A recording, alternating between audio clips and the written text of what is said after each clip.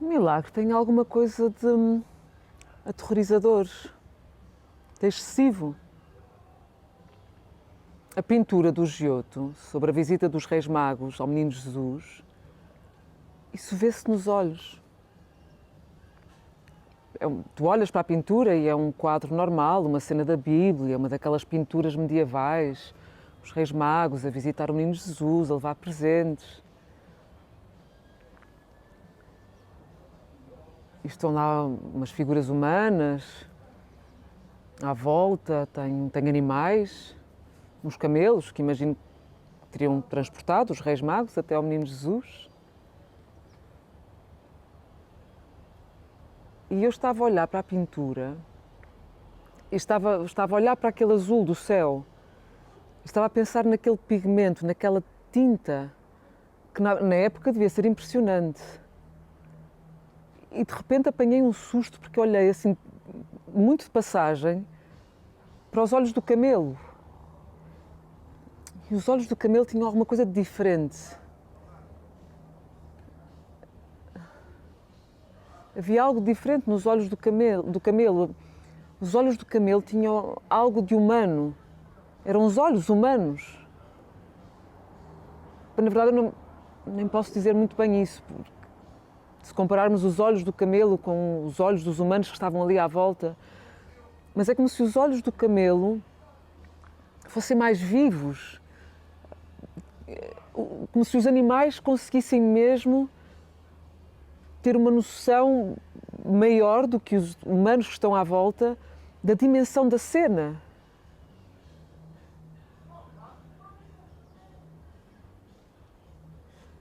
E aqueles olhos do camelo referiam-se a algo na pintura, no camelo, algo que era algo que sobra, algo que está para fora, está para dentro, algo que está para além da pintura, está para além dos símbolos. Algo.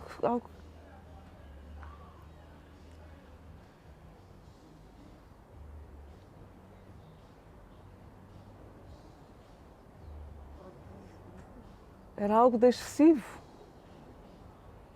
de aterrorizador mesmo.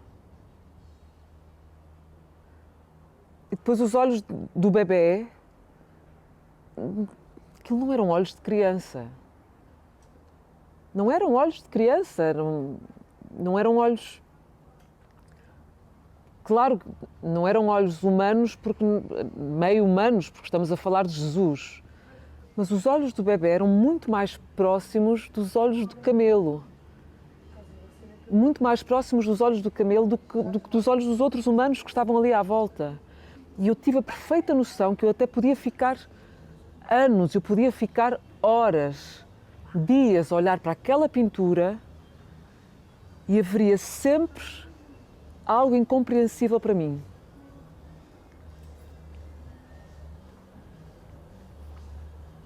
E os olhos da criança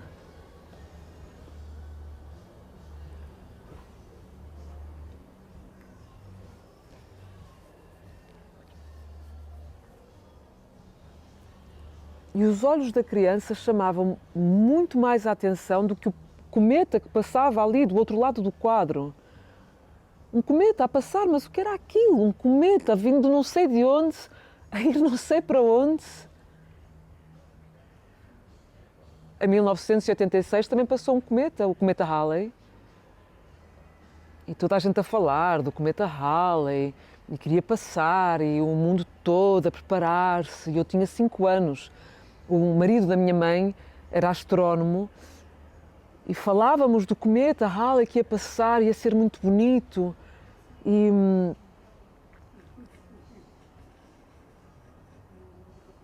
eu não me lembro do que é que aconteceu. Eu acho que até nem aconteceu nada. Acho que ele foi desviado, ou era muito pequenino, ou as duas coisas. E o céu estava nublado, portanto não se conseguia ver para além das nuvens. E eu lembro que estava no meu quarto, à janela, olhar para o céu nublado,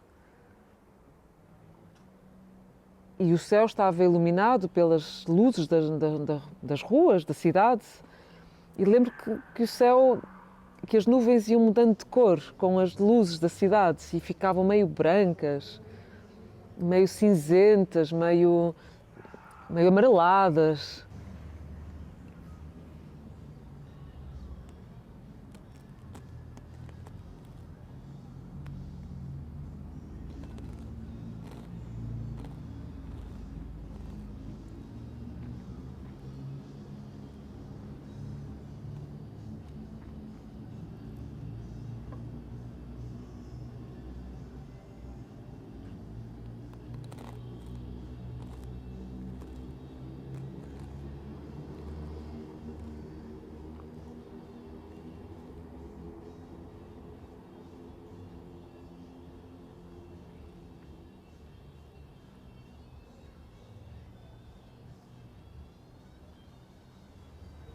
E você pode estar lá, assim, numa noite meio dessas, assim, claras, e o cometa até pode estar a passar, o cometa está a passar em algum lado, mesmo agora, o cometa está a passar em algum lado.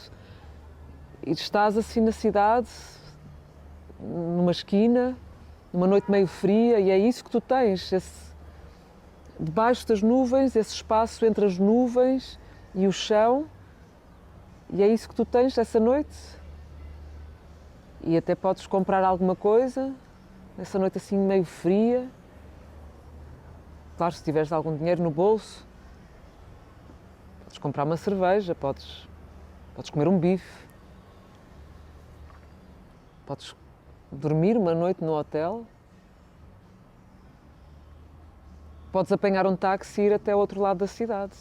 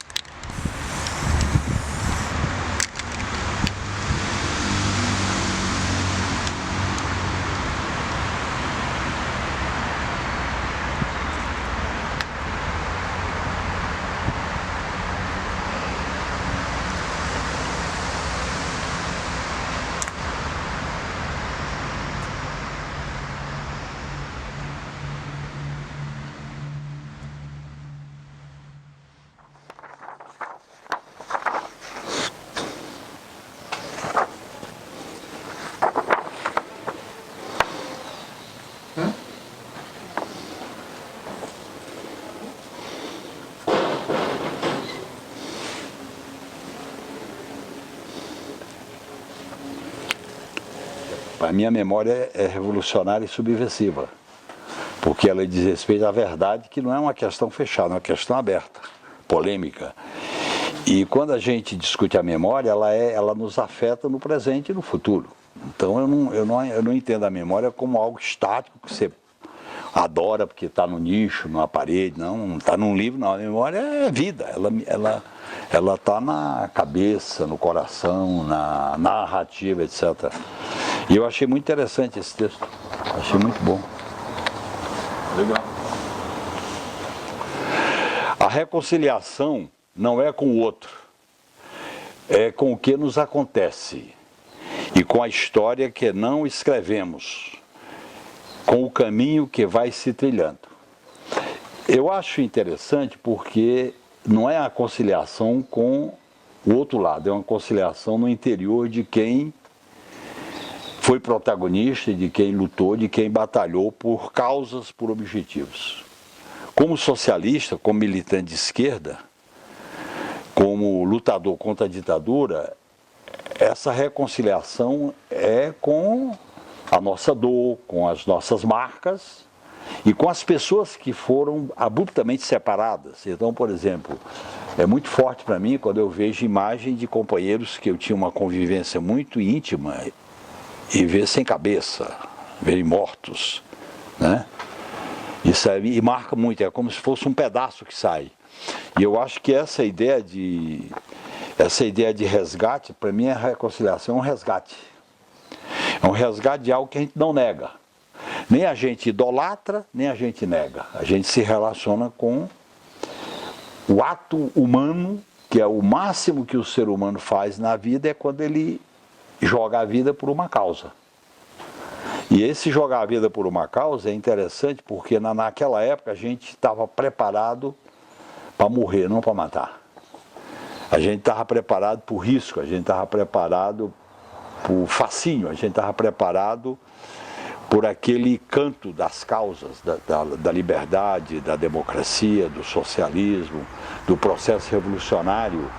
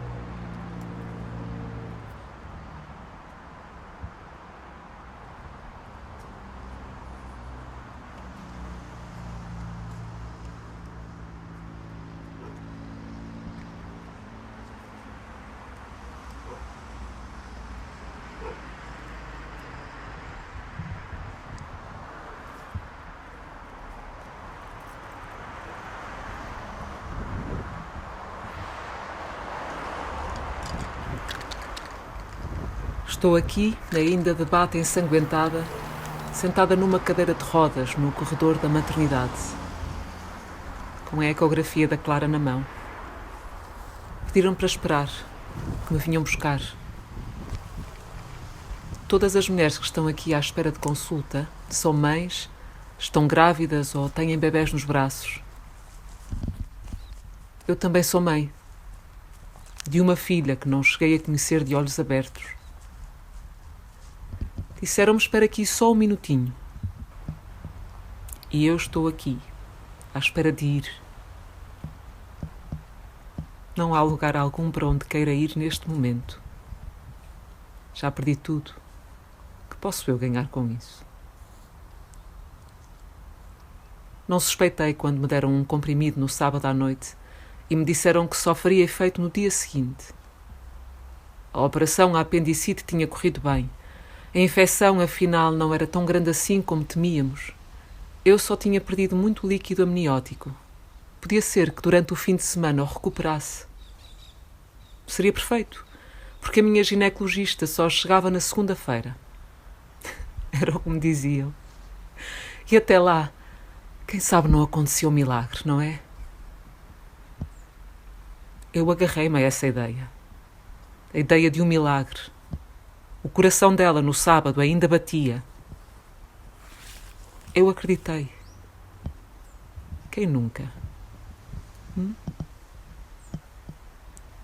Clara era tão bonita. Tinha 20 semanas. Só percebi o que se passava quando me rebentaram as águas. 3 enfermeiras e 2 parteiras entraram de imediato no quarto. Empurre, menina, empurre. Faça força. Força, força.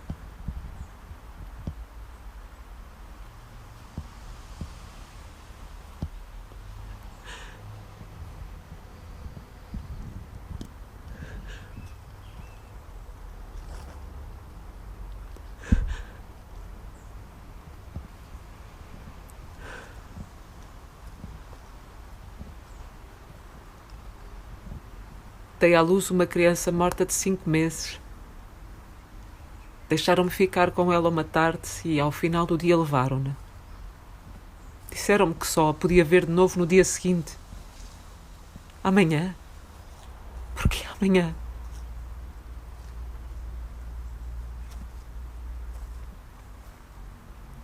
Acho que se esqueceram de mim aqui no corredor. A bata está fria de tão molhada, cheiro a parto. Fui empurrada para fora do consultório com um aperto de mão da ginecologista que me pediu muitas desculpas por ter adiantado a consulta, mas tinha uma cesariana às 3. Uma cesariana às 3. Nem percebi muito bem o que aquilo queria dizer naquele momento, uma cesariana às 3. Disse-me que tinha corrido tudo muito bem comigo e que ia recuperar lindamente. Não houve incidentes de maior. A parteira deu-me um saquinho com compressas para usar durante os próximos dias por causa das hemorragias e sugeriu-me que comprasse um óleo de camomila para pôr no banho. O Jorge estava numa reunião e eu não tinha como o contactar. Não foi à consulta. O enfermeiro disse-me que aguardaria pelo seu regresso para podermos decidir juntos se queremos fazer um funeral ou doar o corpo para a ciência. O enfermeiro disse-me que eu tinha tempo para decidir com o meu companheiro, o pai da Clara. Eu tinha tempo até ao final do dia. Deu-me uma pasta de papéis para a mão e deixou-me a sua caneta, para o caso de eu não ter uma. Ainda está aqui? Perguntou uma enfermeira que passou empurrando uma maca vazia. Espere só um momentinho que já a levo para o quarto.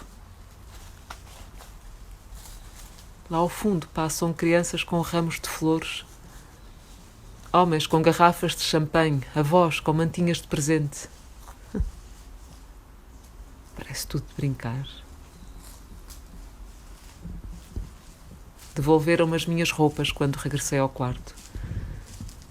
Saí do hospital sozinha, sem bebé nos braços e sem poder dar o braço a ninguém. Mal cheguei a casa, caí no chão e levei muito tempo a querer levantar-me.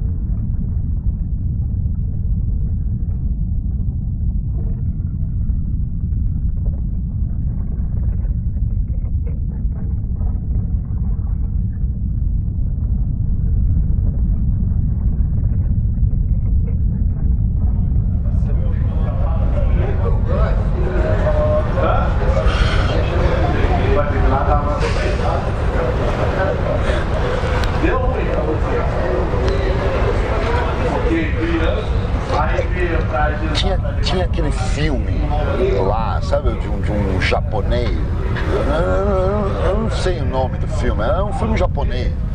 Lá, eu nem sei se você já viu esse filme. Eu vi esse filme quando eu era criança. Nossa, eu era bem pequeno, na verdade. Bom, era um filme lá japonês. Eu nem lembro o que ele falava, mas tinha aquela coisa do velho, sabe, do velho japonês. O velho japonês que tem que ir embora pra morrer lá e tal, pra não se incomodar, sabe?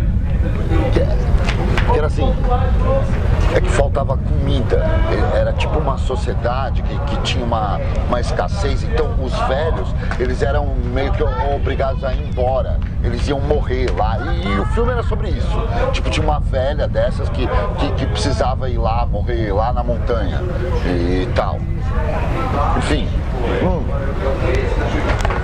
Aí eles tinham isso nesse filme, né? Eu nem lembro se era bem esse filme também.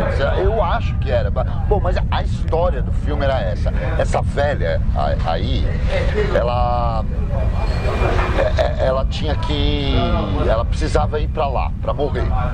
Só que ela tava com um dente.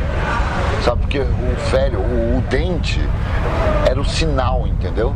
O cara, o velho, quando o dente do velho, o dente do velho era o sinal de que ele tinha que ir lá pra montanha, porque o dente era pra ele não conseguir mais comer, ele tinha que, sei lá, ele tinha que dividir a comida com todo mundo e tal, e ele ia pra montanha pra morrer, pra não ser mais um estorvo pra sociedade, sabe, pro resto da sociedade. Daí, olha só, no filme, essa velha aí, ela tava velha, mas ela tava com o dente dela ainda. E o dente dela não caía. Só que ela já tava velha e ela sabia que ela precisava ir pra lá, pra montanha. E, bom, daí tem essa coisa da montanha também, japonesa, né? Porque é isso, eu acho que toda essa coisa japonesa com a montanha, bom, tudo no Japão tem montanha, né? Bom, até aqueles creminhos, sabe os creminhos que eles põem nos bolinhos japoneses, que tem aquele creminho verde que eles colocam, eles fazem assim com um creminho que é pra fazer o formato da montanha mesmo, que é pra, tipo, porque tudo lá tem a montanha, porque os velhos iam pra montanha pra morrer, entendeu? Bom, isso é totalmente japonês, enfim, tal. Mas daí essa velha que tava com os dentes dela, mas ela já era velha, ela sabia o que ela tinha que fazer. E nesse filme aí, sabe o que? Ela arrancava o próprio dente, sabe? E depois no filme teve a coisa que a atriz que fazia essa velha, ela também arrancava o dente dela pra fazer a velha. Ela arrancou o próprio dente para fazer essa velha. E a velha que estava indo lá para a montanha também arrancava o dente para ir morrer lá na montanha, para poder abrir espaço assim para as novas gerações e tudo mais. E daí assim, eu pensei que eu quis vir aqui nesse bar por isso. Porque eu tinha que estar aqui, sabe? Eu precisava estar aqui agora. E na verdade não só eu. Todo mundo precisava estar aqui nesse bar. Todas as pessoas tinham que estar aqui nesse bar agora. E eu pensei que eu também sou que nem essa velha aí. E que nem essa atriz que fazia essa velha do filme. Porque eu também vou arrancar o meu dente. Sabe, porque no fundo eu também sou velho, sabe? Eu sou totalmente velho, na verdade, mas não só eu. Não sou só eu que sou velho, todo mundo é velho, todas as pessoas são velhas, e mesmo as criancinhas, elas também são todas velhas. Todo mundo tá completamente velho, na verdade. Tá todo mundo velho. E todo mundo precisava ir lá pra montanha pra morrer e arrancar o dente e ir morrer na montanha. E eu vou fazer isso agora como, sei lá, como um tipo de exemplo, né? Como um tipo de exemplo para abrir caminho também para as novas gerações. E eu vou arrancar o meu dente e eu vou ir lá para a montanha arrancar o meu dente. E vou morrer lá na montanha também. Você entendeu? Eu vou fazer isso agora. Eu vou eu vou arrancar os dentes para ir lá na montanha. Eu vou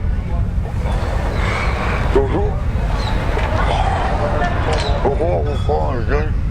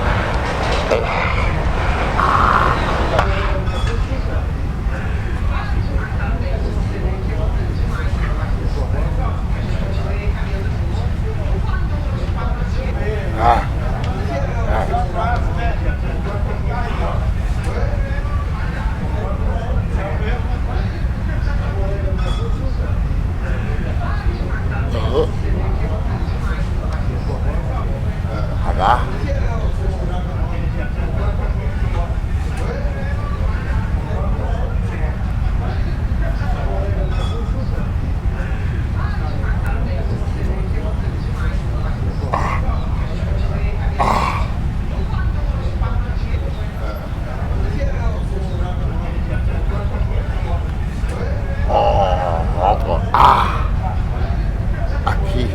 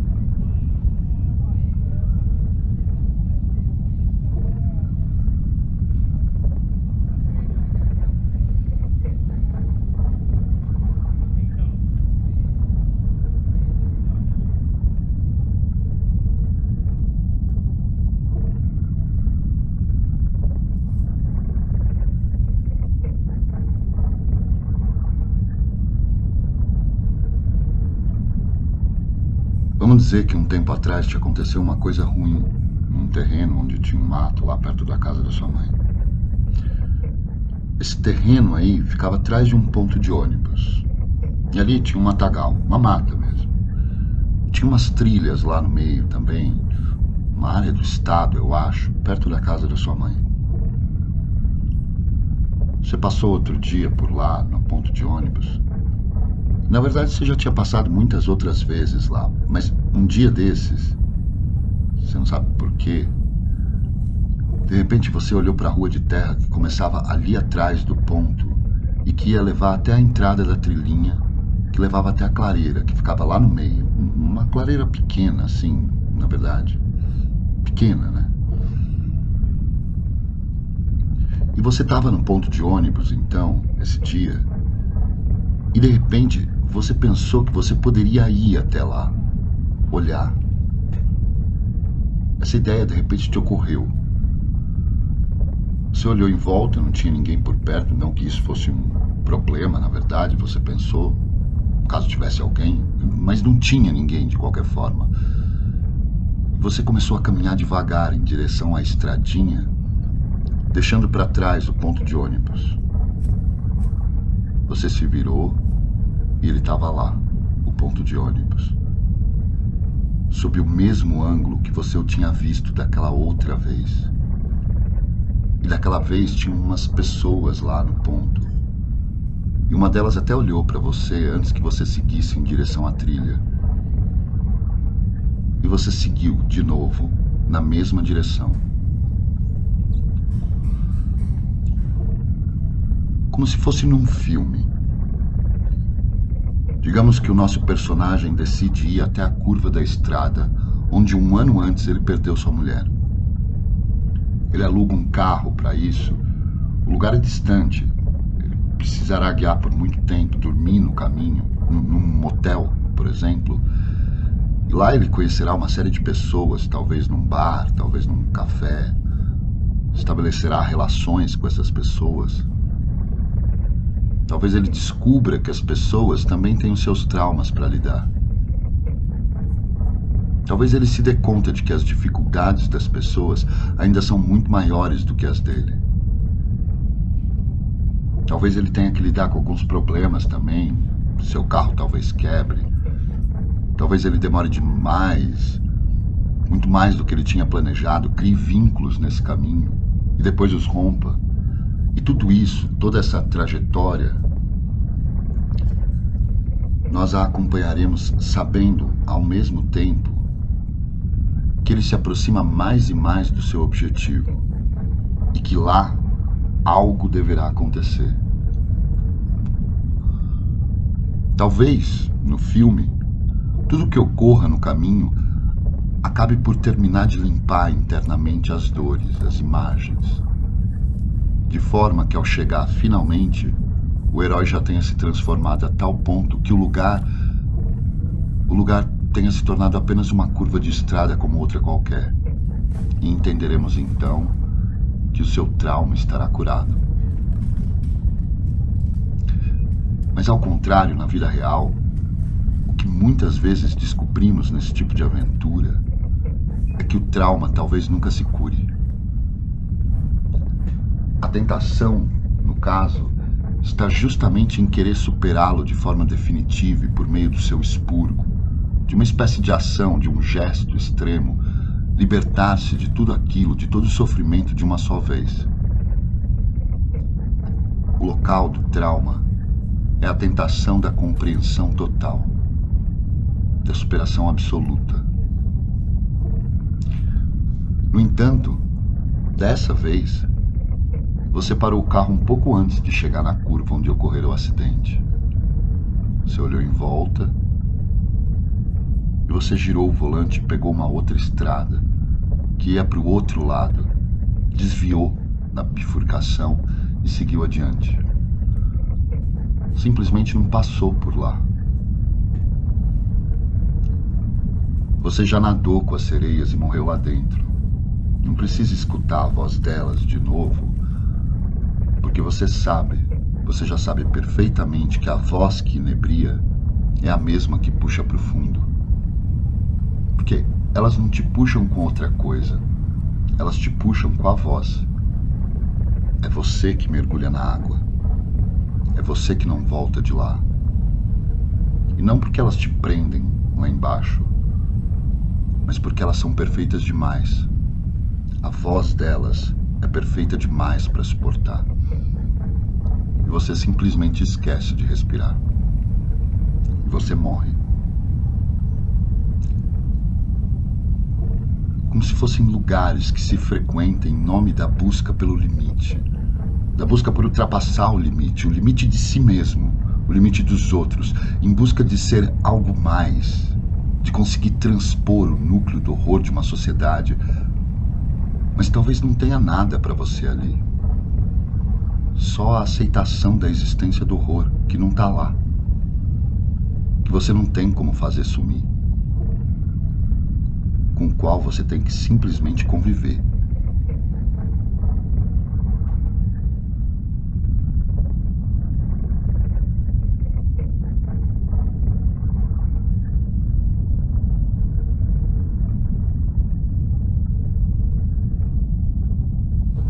A guerrilha depende fundamentalmente das condições, porque a guerrilha ela tem algumas leis. Primeiro é a guerra pequena contra a guerra grande. Segundo, você tem que ter capacidade de iniciativa. Na hora que a guerrilha perde a iniciativa, ela morre. Terceiro, você tem que ter uma mobilidade imensa. Na hora que ela perde a mobilidade, ela se... O que é a ideia da iniciativa? É você não ser forçado a ir para o combate. Você escolhe qual é o combate que participa. Você tem a iniciativa. Você tem a iniciativa de... você está perseguido, está cercado. Aí você... Não depende de você. Mas a iniciativa tem que ser sua de atacar ou de fugir. Você nunca está na defensiva, você sempre está criando... A guerrilha é essencialmente de iniciativa. Quando a guerrilha fica...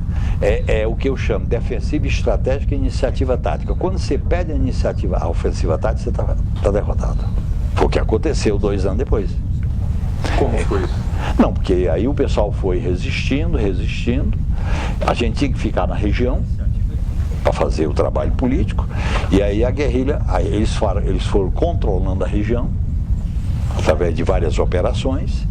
E chegou o momento que eles cercaram a guerrilha. Aí vocês não tinham mais iniciativa? Aí não tinha mais iniciativa. Eles cercaram e foi principalmente no final de 73 para 74. Aí teve uma cena interessante que um cachorro me conhecia. Aí o cachorro vinha cheirar meu cachorro. E eu reprovava o cachorro, disse, filho da puta. Tá te denunciando. Tá. Aí eu olhava para ele, reprovando, ele sacou, aí ele saiu. Depois de algumas tentativas, né? Aí quando foi de madrugada, o negócio estava muito pesado, aí eles se cansaram, eu cansei também, eu caí desmaiando na árvore, que eu ficava sempre amarrado na árvore, porque eu tentei fugir, né? E aí o cachorro olhou, ficou no canto assim, veio, aquele silêncio, ele lambeu meu corpo inteiro, encostou o focinho na minha cara, ficou assim uns 2 minutos, aí saiu correndo e foi embora. Quer dizer, no meio daquela barbaridade, o único ser humano foi o cachorro. Né? Essa é a 3ª quarentena, eu fui preso a primeira vez com 5 anos na guerrilha, fiquei 5 anos preso. Depois eu fiquei 1 ano e meio preso na democracia, que foi a coisa mais dolorosa. Eu costumo dizer que eu não sei o que foi mais doído. Foi o mensalão. Porque primeiro eu fui torturado do simbólico, na imagem, as armas eram outras. Só que na ditadura a arma é no corpo que chega na alma. No mensalão, a arma começava na alma e chegava no corpo. É tanto que a violência da alma foi tão grande que eu tive um aneurisma da aorta. Que foi o estouro, porque o sistema nervoso entra em parafuso que estourou a aorta, né? Que é a mangueira por onde passa o sangue. Então eu vivi uma situação, como eu costumo dizer que a política, ela tem a poesia e o sangue. Você convive você caminha no fio da navalha entre a poesia e o sangue. E o fio da navalha entre a poesia e o sangue, o que dá para te segurar é o fato de você jamais perder de vista que você tem motivos, razões e causas para defender. Então, eu tinha consciência, é interessante, quando eu estava ser interrogado na ditadura, eu sabia, eu tinha noção da justeza daquela experiência, a generosidade, o ideal, a situação do país, melhorar, derrotar a ditadura, a luta pelo socialismo e tal. Isso segurava a gente. Então, quando a gente cantava dentro da cadeia, era uma resistência, a gente aprendia a resistir. Você encontra na resistência a alegria. Então, por exemplo, eu sabia, primeiro que você se educa para não sentir a dor. Você sente a dor, mas não revela onde está doendo. Porque se você revela onde está doendo, aí eles vão lá e tchum, né? Então você se educa a não sentir a dor. Depois você canta.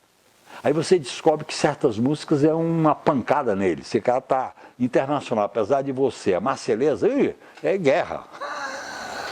Essas três aí é guerra total, né? E a gente cantava, e os caras ficavam doidinhos. Porque você imagina um cara preso cantar, você não canta, você está destruído. A tortura é para te destruir, você canta. Quando a gente estava preso, a gente fez uma greve de fome. Como é que o preso vai fazer uma greve de fome? Diz, olha, eu não vou comer, a vida está em risco. Isso era uma maneira. Na prisão do Mensalão, era uma outra tática, eu tinha que segurar, porque a imagem da tortura, a imagem da corrupção, é corrupto, é isso, aquilo, outro, te ia por dentro, nas entranhas. Primeiro você tinha que ter uma convicção que não era aquilo. Segundo, você tinha que ter, aquilo estava sendo feito em nome de um projeto que estava viabilizando o país, que eu não era eu. Aí você tem noção do projeto coletivo, tanto na resistência armada como na resistência do Mensalão, você tem que ter noção do projeto. Eu não sou eu sou parte de um projeto global. Aí você recupera a ideia do projeto. Aí eu passei esse período, eu fiquei... Por isso que você tem que ter gestos, por exemplo. Uma vez eu estava na cadeia, quando mataram o Herzog, aqui no Barro Branco, mataram o Herzog aqui, na UBAN, e a gente estava isolado, os presos, e a gente resolveu fazer um protesto. Ninguém ia saber do protesto, mas era fundamental você fazer o protesto para recuperar a dignidade. Aí a gente resolve, os 40 presos, fazer um protesto. Qual era o protesto? Tinha uma visita e cada um era chamado numa fila indiana. Fulano tal, presente, fulano tal, presente. Quando cada um fazia um protesto, cada um faz o protesto que quiser. Teve de tudo. Aí quando chamaram meu nome, eu disse, bando de filho da puta, toquei um sapato na porta porque é importante isso aí, eu toquei uma botina de pneu na porta de ferro com ferro, e fez... Aí o cara disseram que eu estava dando um sinal de fuga. Aí veja bem como é que é a dominação. Essa dominação que também aparece no sistema de justiça do Mensalão. Aí o diretor chegou para mim e disse, você está provocando uma rebelião. Eu disse, não, eu estou fazendo um protesto, eu estou preso fazendo um protesto. Ele disse, você está punido. Eu disse, como é que é a punição? Não, você fica na cela, não pode ir para o banho de sol nem para o refeitório. Porque o presídio era uma caixa que você fica tinha um banho de sol, que era uma quadra, e um refeitório. Não, mas você não pode ir. Eu disse, está certo. Aí ele disse, tá, eu estou preso. É só fechar a porta. Ele disse, não, a porta vai ficar aberta, você não pode sair. Aí eu digo, não, eu não me autopuno. Se eu estou na cela, você tem que fechar a porta. Se a porta não é fechada, eu saio. Qual é o dominador? O dominador quer te dominar pela alma. Aí eu disse, não, eu saio. Se você trancar, eu não saio, mas se a porta está aberta, eu saio. Aí eu saía. Aí no dia seguinte eles me botaram num avião e me levaram para cumprir pena em Fortaleza. Por isso que eu fui para o presídio de Fortaleza. Era uma punição, porque aqui em São Paulo a gente já tinha um status. Aí o processo eu achei interessante aqui no texto, porque você tem que fazer o resgate. Eu em vez de usar a palavra reconciliação, eu uso a palavra do resgate. O resgate para mim é mais forte. O resgate é no sentido de trazer tudo para o hoje. Porque você traz tudo. Você traz a dor, traz a lição, traz o belo, traz o heroísmo, traz o canto, tá entendendo?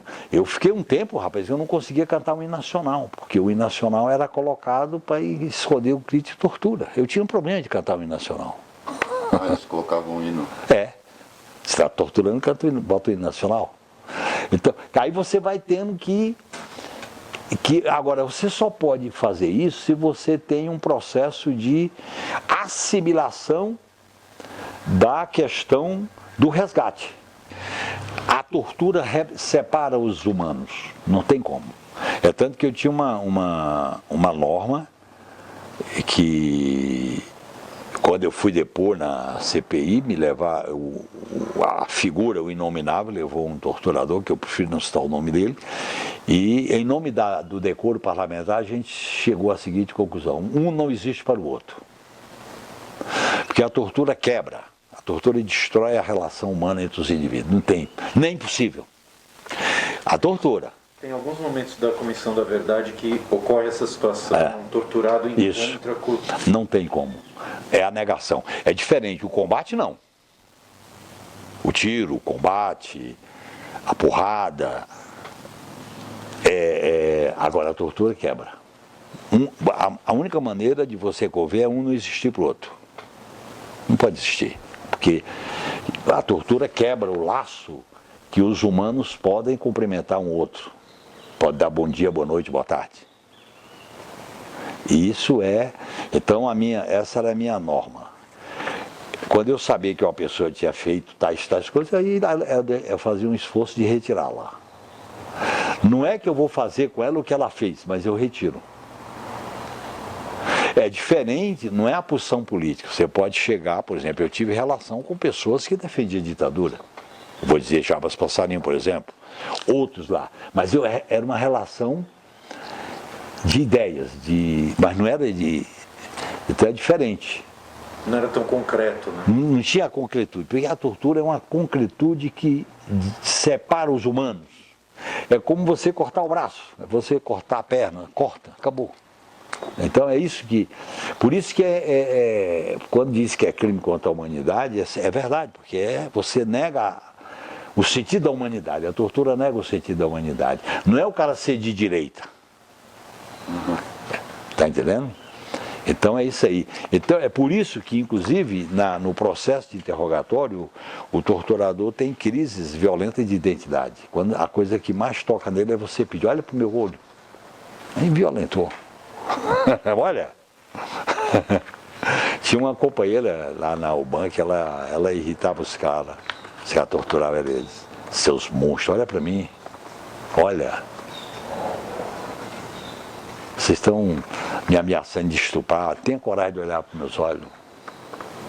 Eu sou bonita por fora e por dentro. Aí destrói o cara. Você é uma mulher sendo torturada, bonita. Eu sou bonita por fora e por dentro. Olha, tem coragem de olhar. Arrebenta. Porque a tortura é um ato de negação do ser humano, é um ato de autonegação. Então, eu acho que essa relação... Primeiro que esse é um... Eu acho que você não pode ter uma relação de inimigo. Eu sou contra ter relação de inimigo. Porque a relação de inimigo promove a guerra, promove a destruição. Você tem que ter uma relação de adversário. Segundo, com quem você não pode ter relação, você nega. Eu sei dizer, não, eu nego, não existe. E você vamos dizer assim, você destaca, você suprime. Você faz um destaque supressivo, como se diz no parlamento, né? Isso você faz esse processo. Porque senão você tem que evitar o conceito de vingança, o conceito de ajuste de conta, o conceito do olho por olho, o conceito não pode ser assim, porque você sofre. E o torturador quer botar dentro de você aquilo que ele é. E você não pode aceitar isso. Sinceramente, tem pessoas que eu prefiro não conviver, pessoas que me julgaram.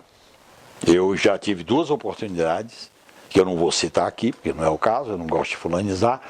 Eu tive 2 oportunidades de cruzar com ministros do Supremo que me condenaram e eu dei meia volta. Dei meia volta. Como algo que eu fazia quando eu quando eu fui solto em 77, que eu dava aula em cursinho, umas 2 vezes eu fui seguido. Os caras seguiam a gente, né? E a gente sacava que estava sendo seguido. Uma vez eu peguei um ônibus e o cara seguiu, eu digo, ó, seja feliz, viu? Mas eu estou sabendo o que você está fazendo, viu? Aí ele riu e saiu do ônibus. Eu disse, ó.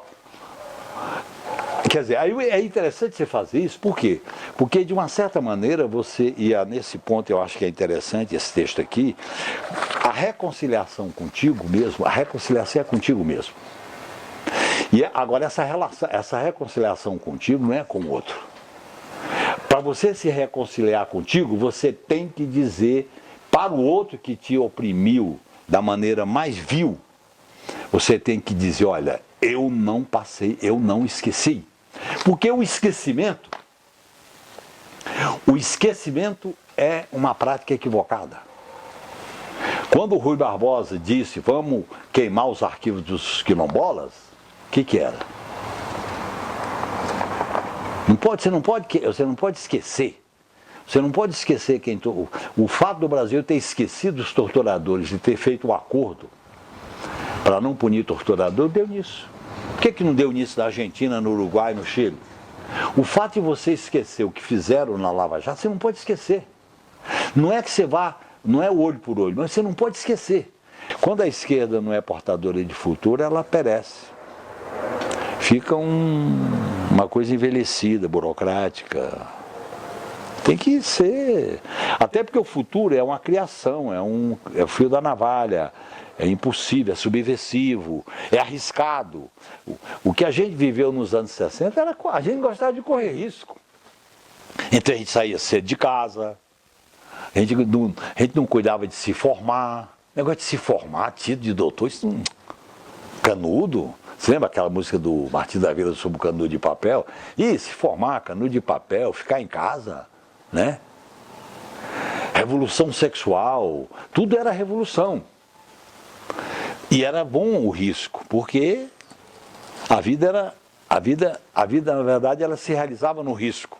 Não era na comodidade, na rotina, na coisa burocrática e tal, entendeu? Então, eu acho que isso tem muito a ver com esse país que a gente sonha, esse país que a gente quer. E, de uma certa maneira, a gente que viveu isso, pelo menos eu faço um esforço para fazer esse elo, porque eu quero resgatar em alguns momentos atuais a novidade de ser jovem com a idade de 75 anos de idade. Eu tento, né? Tentar pelo menos, né?